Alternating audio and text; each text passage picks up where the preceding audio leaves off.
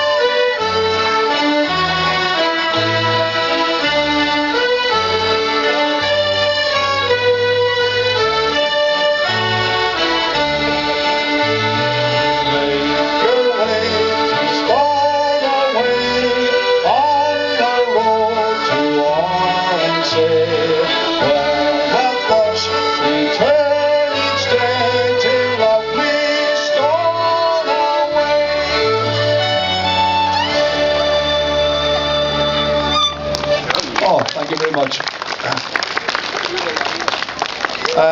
We got a request to do this next one. It's a wee short snippet of a song, and it's a song used in Scotland to welcome brothers into the Orange Lodge, and it goes something like this.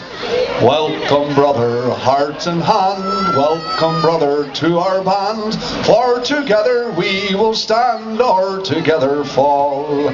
By brave Schomberg's martial fame, by great William's glorious name, we are brethren still the same, brethren one and all. Welcome brother to our band, welcome brother, heart and hand, for together we will stand or together fall. By brave Schomberg's martial fame, by great William's glorious name, we are brethren still the same, brethren one and all. Thank you.